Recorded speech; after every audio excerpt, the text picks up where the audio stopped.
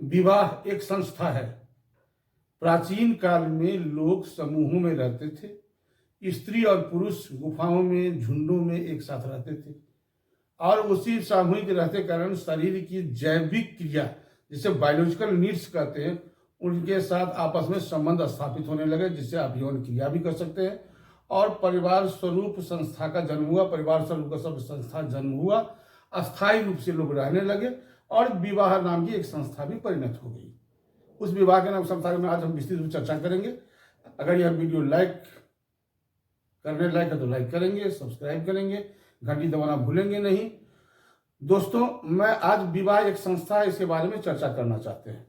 प्राचीन काल से विवाह हमारे समाज का एक अंग रहा है, खासकर हिंदुओं में। शुरुआती फेज में अगर बात किया जाए तो शादी दिन में ही होती थी। दिन में होते थे, जो पारंपरिक तरीका थे, एक दूसरे को उपहार देते थे, शादी विवाह होती थी। राम और जानकी की शादी जग जाहिर है।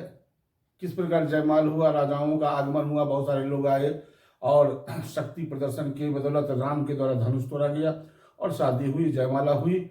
आदर्श शादी के रूप में आज भी राम जानकी का विवाह हमारे समाज का अंग बना हुआ है।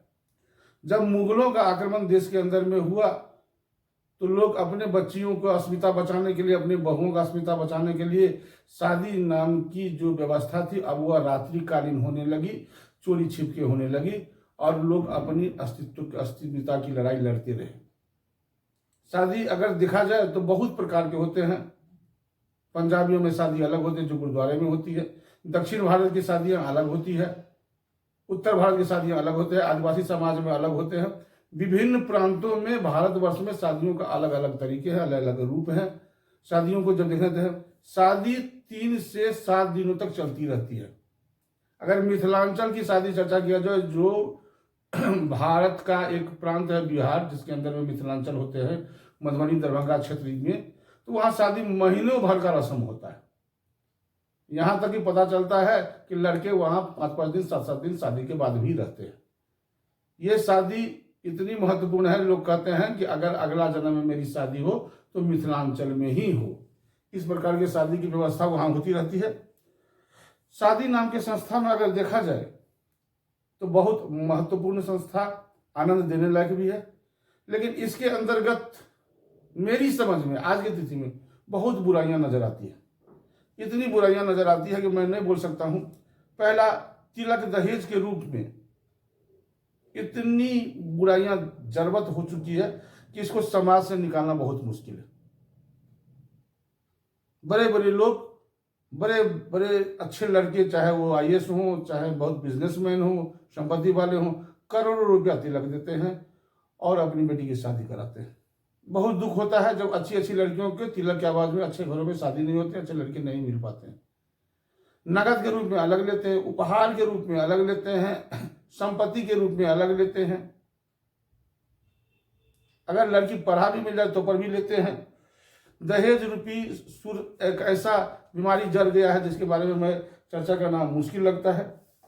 सबसे बहुत बड़ी बात है कि शादी में अनावश्यक जो खर्च होता है, कपड़ों का पंडाल 5 लाख से 7 लाख खर्चा, महंगे होटल लिया जाता है, महंगे विवाह स्थल लिया जाता है। विवाह स्थल पर आतिशबाजी, लाइट, विवाह स्थल पर विभिन्न प्रकार के संगीत कार्यक्रम। अब तो जयमाला कार्यक्रम पहले से था, अब संगीत आ गया, अब मेहंदी आ गया, अब हल्दी आ गया। इतने सारे खर्च बढ़ गए हैं कि लड़की के बाप परेशान हो जाते हैं। सर, मैं आज शादी के रूप में चर्चा करना चाहता हूं। दक्षिण भारत की शादी हो, चाहे मुसलमानों की शादी हो, चाहे सिखों की शादी हो, जिनकी भी शादी हो, शादी का कार्यक्रम दिन में हो। अगर दिन में शादी का कार्यक्रम होता है तो हम बहुत सारे खर्च से बच सकते हैं। पहला, आतिशबाजी के खर्च से बच सकते हैं, लाइटिंग के खर्च से बच सकते हैं, पंडाल के खर्च से बच सकते हैं। दूसरा, शादी का कार्यक्रम 3 से 4 घंटे में कंक्लूड होना चाहिए, सामूहिक स्थल पर हो। 3 से 4 घंटे में हम जब शादी कर लेते हैं तो भी खर्च बचता है। इसके अलावे शादी जैसे विवाह संस्था में जो बाराती जाते हैं 100, 200, 500, 1000, वह 50 के अंदर में सीमित होनी चाहिए। 50 से ज्यादा अगर लोग नहीं जाएंगे तो खर्च भी बचेगा। इसके अलावे शादी अगर आप कर लेते हैं तो प्रतिभोजी से छोटे कार्यक्रम आप अपने आवास पर भी कर सकते हैं। बहुत दिखावटी की जरूरत नहीं है।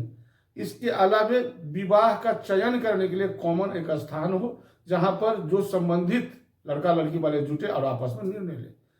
इसके अलावे अगर आपका कोई सुझाव है तो कमेंट के माध्यम से मुझे बतावें, मैं इसको पूरी रूप से रखूंगा। और विवाह जैसी जो संस्था है, महत्वपूर्ण संस्था, भारतवर्ष के अंदर में बहुत मजबूत है। अन्य राष्ट्रों में, अन्य देशों में तो शादी आज हुई कल तलाक की नौबत आती है, लेकिन हमारे यहाँ मजबूत संस्था है, तलाक के मौके बहुत कम ही आते हैं। तो मैं आग्रह करूंगा, अगर यह लगा होगा, मैसेज अच्छा है तो दोस्तों को भी बतावें, सब्सक्राइब करें। धन्यवाद।